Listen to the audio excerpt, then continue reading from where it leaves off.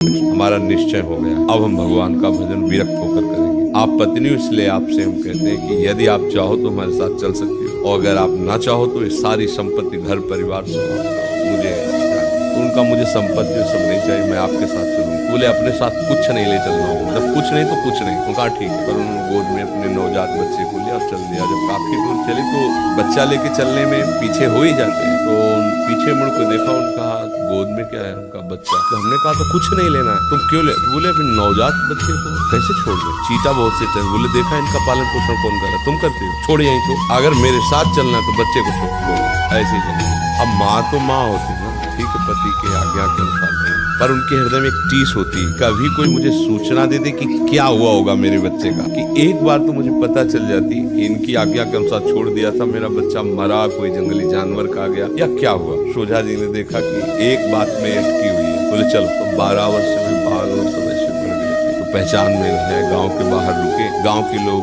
उधर से जो जाए तो बुलाया। बोले भैया यहाँ एक सोझा जी रहते थे, आप जान? बोले हाँ, बहुत अच्छे भजन करने वाले भगत थे। तो बोले वो विरक्त होकर के बाहर चले गए थे, उनकी पत्नी भी सुना साथ चली गई थी। बोले हाँ, और उनका बच्चा भी था, वो इतने निर्दयी जो अपने बच्चे को जंगल में छोड़ दिया। पर भगवान की कृपा देखो, राजा जो है सोझा जी का बड़ा आदर करते थे। तो जब सुना कि सोझा जी चले गए तो राजा ने अपने सैनिकों को भेजा कि एक बार उनको रोको, हम बात करेंगे। तो वो तो मिले नहीं, पर रास्ते में लड़का मिल गया, और राजा के लड़का नहीं होता था, तो उनका ऐसे भक्त का बालक हमें मिल गया, तो इसको हम गोद लेते। बोले वो आज 12 वर्ष का राजकुमार है। पत्नी इसका चलो सीधे। बोले समझ गए, तुम चाहे जितना कमाती, चाहे जितना हम कमाते, वो उतना नहीं प्राप्त कर पाता, और भगवान के साधे छोड़ दिया तो राजकुमार बना बैठा है। तो हम अगर अपनी चिंता खुद ढोएंगे तो परेशान हो जाएंगे, कुछ कर नहीं पाएंगे। तो अगर अपनी चिंतामणि प्रभु के चरणों में समर्पित कर देंगे तो बात